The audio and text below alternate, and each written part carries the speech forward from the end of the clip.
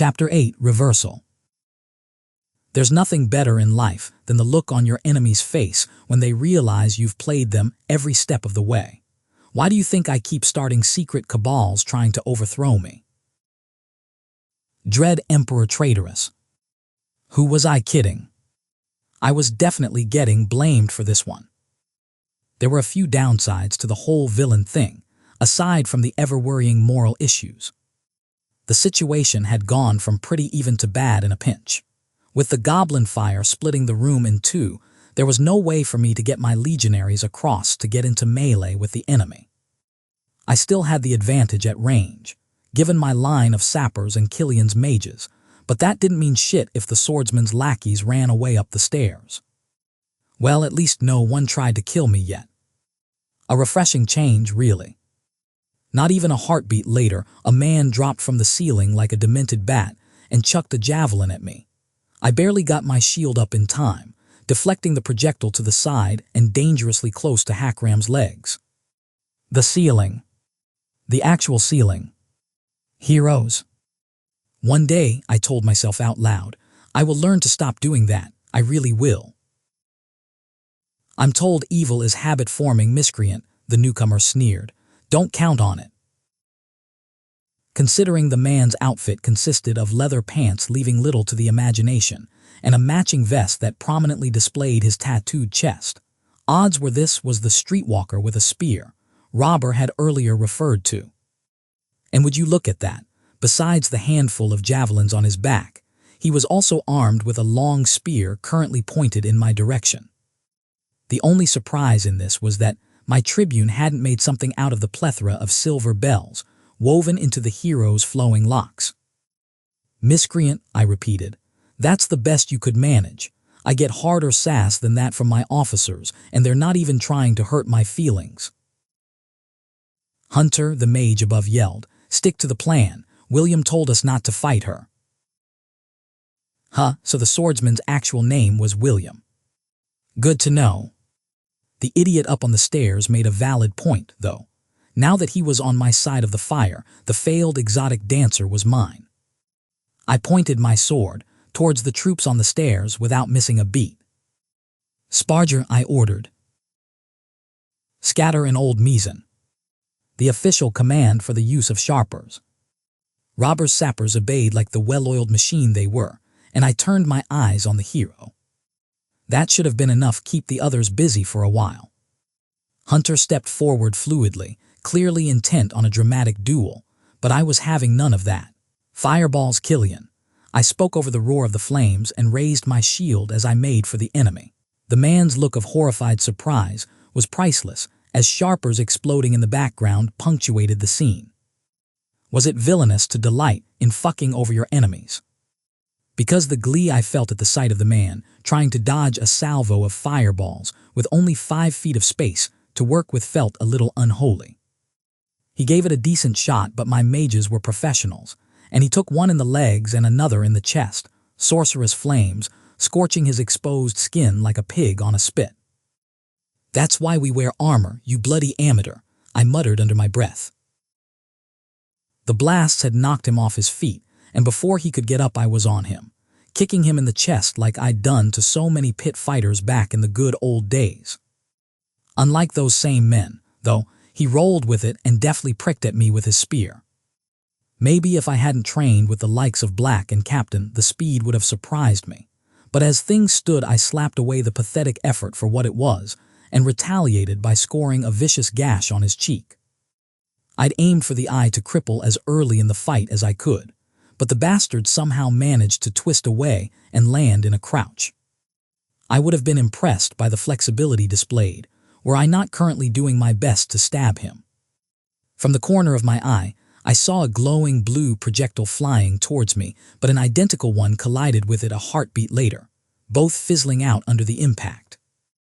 "The magic missile, you filthy dabbler," Masego laughed behind me. "Please, Conjurer, allow me to school you in how a real mage fights."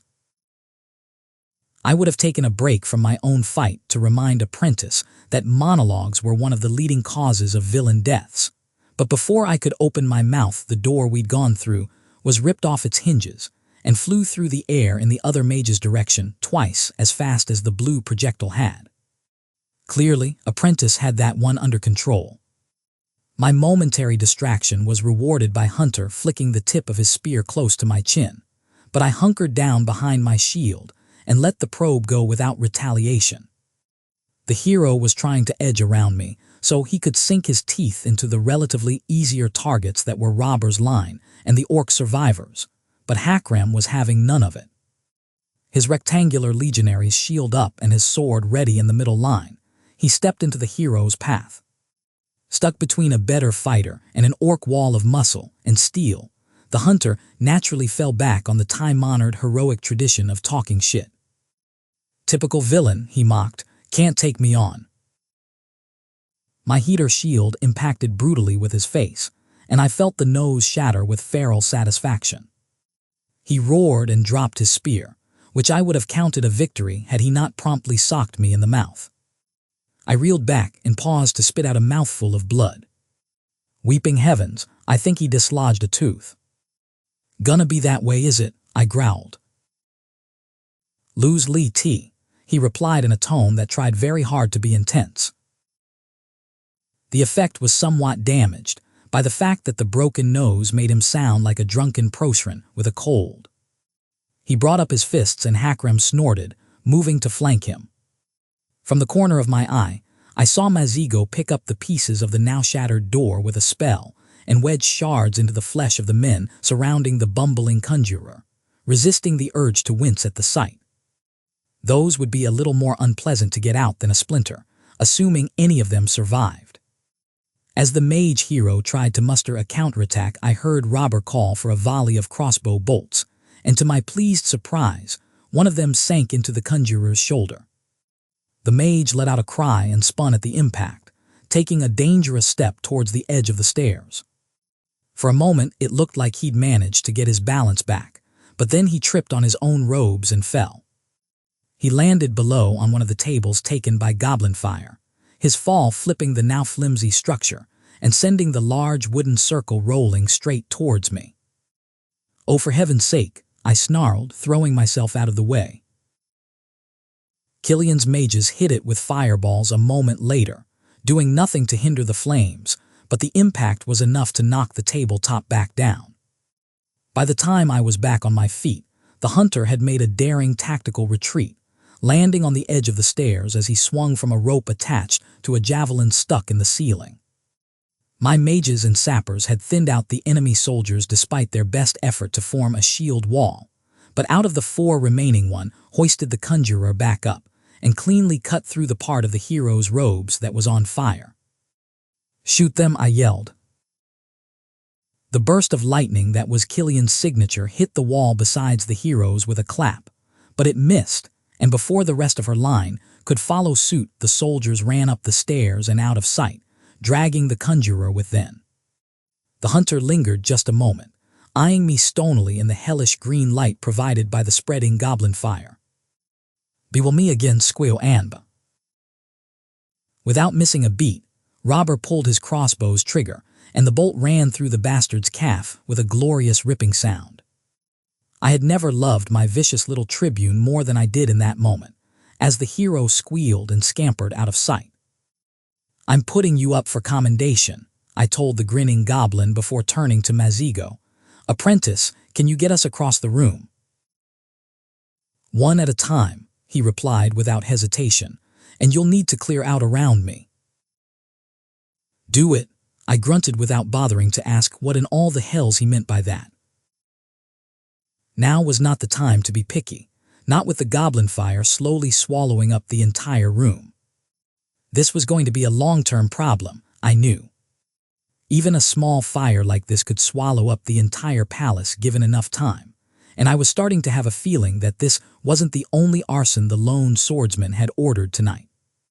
It made sense the more I thought about it. If he knew most of his enemies would be in the same place, and not in a position to even notice the goblin fire until it was too late, why wouldn't he put the place to the torch? Masego took a deep breath and closed his eyes, throwing a hand forward as the trinkets and stones in his braids started glowing. "Cocytus, curse of traitors, tyrant of winter," he spoke in Mthethwa, his voice going unnaturally deep. By my borrowed blood I call on you. Contracts were made, debts incurred. Apprentice's eyes opened, now a deeply disquieting shade of gold. Even through the smoke choking the room, I could smell brimstone. My will is paramount here and forever, drown the world in ice. A shiver went down my spine that had little to do with the freezing cold that somehow took over a room largely on fire. If that wasn't calling on a contract with a devil, I would shave my head and become a nun. A wind howled that all of us felt without it actually being a physical thing, and from Apprentice's hand emerged a small globe of ice-clear water. It flew through the air until it stood a few feet in front of the edge of the goblinfire, then suddenly dropped. The moment it touched the ground, a stream of ice burst out of the point of contact, Masego gritting his teeth as he molded the constant flow into a large bridge that stretched all the way to the stairs on the other side of the room. The Warlock's son let out a grunt of effort when the bridge was finished, barking something out in the caster's tongue before dropping to his knees, panting in exhaustion. Most of my legionaries eyed him with quiet awe and more than a little fear, so I cleared my throat. Good work, Apprentice, I congratulated him. So now we move to the pressing issue. Who's going across the creepy frozen demon bridge first? Volunteers, please step forward. Hakrim cussed out a laugh. I shot Killian a smile, and the responding one split her soot-covered face. Masego was looking better by the time we finally engaged in pursuit. He was still drenched in sweat, but his hair was no longer doing the torch impression, which I took to be a good sign. I patted him on the back and he pushed up his glasses, looking a little bemused. Any reason you didn't decide to go all mage of mass destruction during the actual fight? I asked, taking care not to sound accusing. He wasn't an idiot, likely there was a good reason. Being interrupted while calling on a contract would be bad, he grimaced. A golden opportunity for the conjurer to bumble his way to victory, or at least a common defeat. How bad are we talking? I questioned, morbidly curious. An entire wing of the palace frozen for at least the next century, he replied. That's pretty bad, I agreed. Considering we had been in said wing at the time, that would have been a less than optimal result. My trust in Apprentice's judgment grew accordingly, though the whole devil contract thing was definitely getting brought up again in the future. The heroes had been helpful enough to leave a trail of blood for us to follow, so I knew we were headed in the right direction, but where they were headed was puzzling me. The roof of the palace would certainly be a dramatic place for a showdown, especially if the place was on fire, but they had to know they were putting themselves in a corner. Unless that was the point. Was the swordsman deliberately engineering a situation where his band of heroes was up against the wall and outnumbered? That was definitely a setting where a hero could make a last-minute comeback and carry the day, but the lone swordsman had so far been pretty careful to always stack the odds in his favor when he could. This would be unusually risky of him, especially when Warlock had yet to take the field. He didn't have a bard to advise him before, though I thought. He might have adjusted his tactics since we last met. Gods, I hope not. My own plan had been designed with his usual behavior in mind. So far the situation was still relatively under control. General Afalabi was still alive and under heavy guard. Commander Hune should have the palace surrounded for when the heroes tried to escape, and William's lackeys had been driven back. I wasn't sure how many soldiers he'd brought with him, but it couldn't have been too many. That we'd caught 24 early must have cost him, and the casualties they'd incurred in the earlier skirmish would only widen the gap. I dispersed about 1.5 companies inside the Commodore Palace as fast response teams, which were still alive as far as I knew, and legionaries from the 12th should have begun to mobilize. What I'd put into place wasn't so much a plan as it had been a palette of tools for me to use when it came down to it. I'd taken a page from Juniper's book and put my soldiers in key positions, so I'd always have resources at my disposal to meet anything the swordsman could dish out. I'd learned from the war games. Elegant, complicated plans always collapsed before they could work properly. I had a talent for improvisation, so I might as well make use of it. Still, I had the niggling feeling I'd missed something.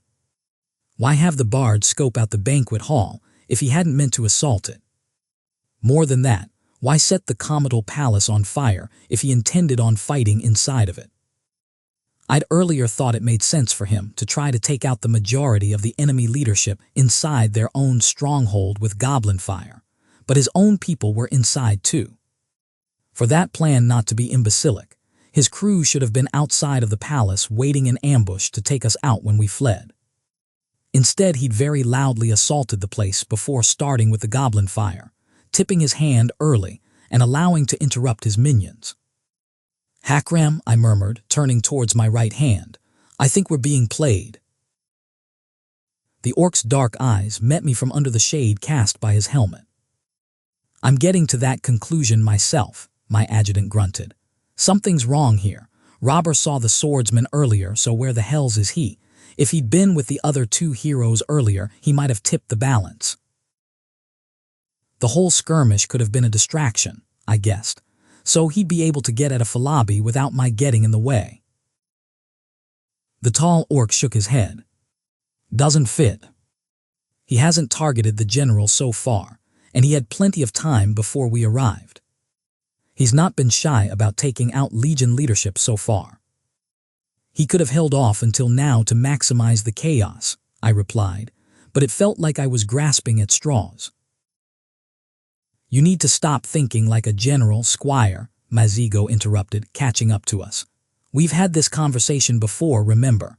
The 12th has never been the target here. Neither was Summerhome itself." I started. "You think your father's still the target," I realized, then shook my head. "Doesn't fit, Apprentice. We know the swordsman was here not long ago. He was seen. He'd never attack Warlock without being the tip of the spear." The Saninke rolled his eyes. "God save me from Callowans. They have a mage, Catherine. Not a Legion barely literate thug, someone who went through an apprenticeship. Do you really think they can't cast an illusion that basic?" I let out the filthiest curse I knew, absent-mindedly deciding it was a good thing Killian, and her line hadn't been close enough to hear that. "Robber," I barked out, "when you ran into the heroes in the cells, did the swordsman actually kill anyone?" The Tribune blinked. "No," he said after a moment. "The streetwalker was the one who did all the heavy lifting." "Shit. So while we'd been running around like headless chickens putting out fires and pursuing his minions, he'd been loose in the city. Where Warlock was defenseless, at least as defenseless as a calamity could ever be. That was the thing, though. Warlock was a legend, a monster straight out of the stories that could level half a city and call on the worst denizens from below. Exactly the kind of enemy heroes are supposed to face and kill. Finally making it up to the rooftops, we stood overlooking the city. A little further ahead, a rope was swinging in the wind, making an escape route down the back of the roof, far away from the fire.